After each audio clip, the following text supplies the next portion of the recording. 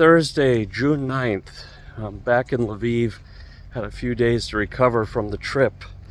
So I'm calling this video Life in Limbo. There were some noticeable changes in the past 2 weeks.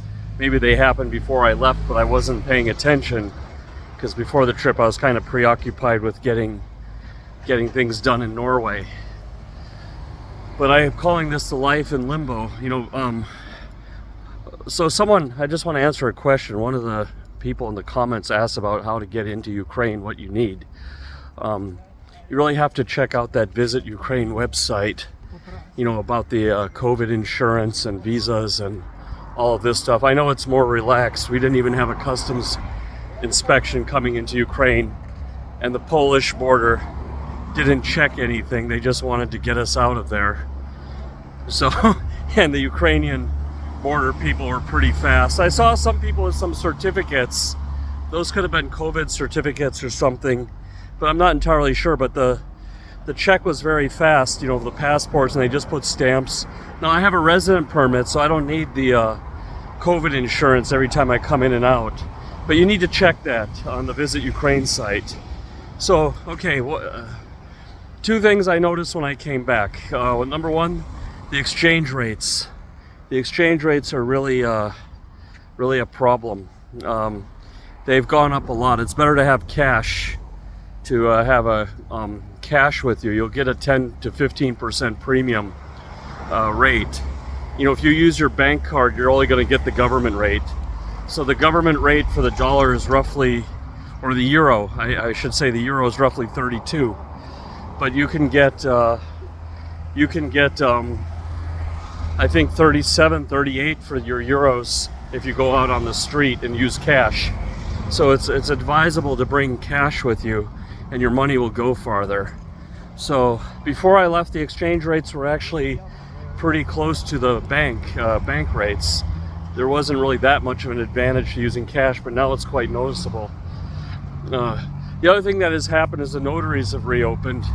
So I think there's some limited sale and movement of the properties. I think you can't speculate.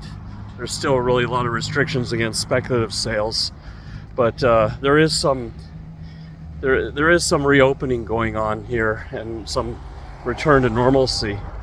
But the air raid sirens are still there, 2 a day. They haven't gone away.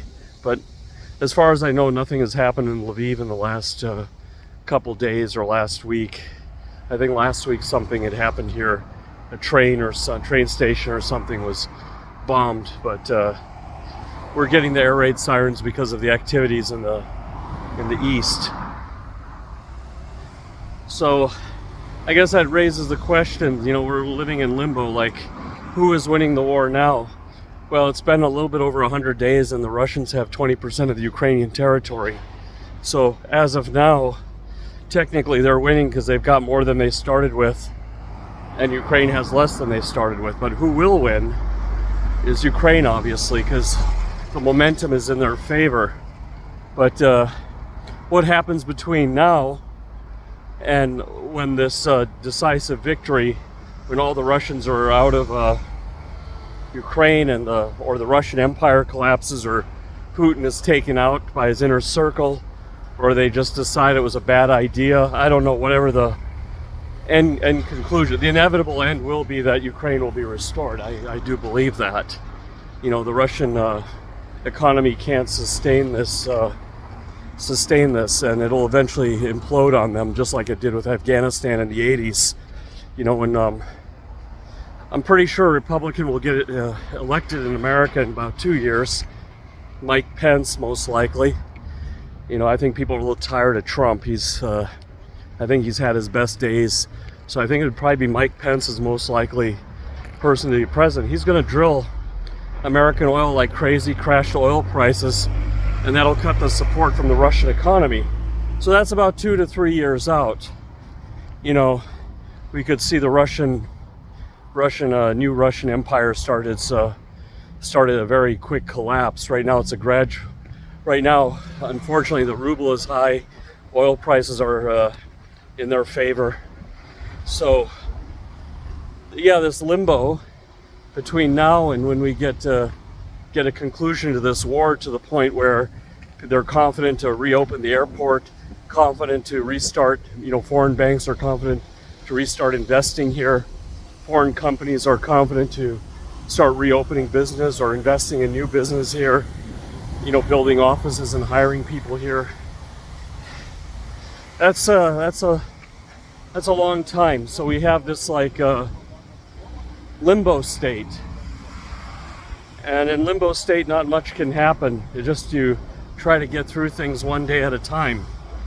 At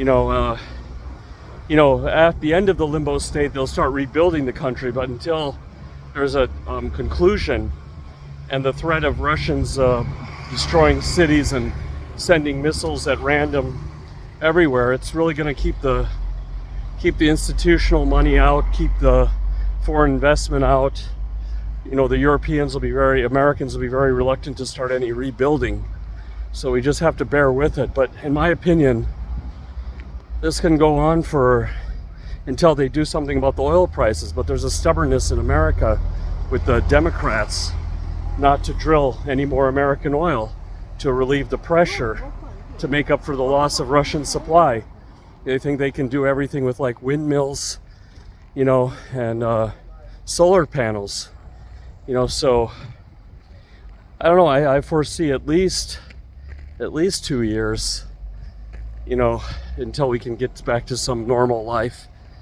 It's all going to hang on the oil prices as usual, just like it did in the 80s. The whole Soviet Union started collapsing when the oil prices collapsed in the 80s. All their reason for being just dissolved, and history will repeat. So it's all about the oil prices. So anyway, that's all I got. I think the best way to help Ukraine is you move here and start living here and spending your money here and doing what you can. That little bit helps support the economy, and people pay the taxes and it buys weapons. I mean, that's the least people can do, is run to the fire instead of running away from it. So, okay, have a nice day. It's a very hot summer day here. Like, I think it's 26 now. We're going to get up to like some 30-degree weather here. Celsius, not Fahrenheit.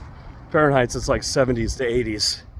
So, okay, see you everybody.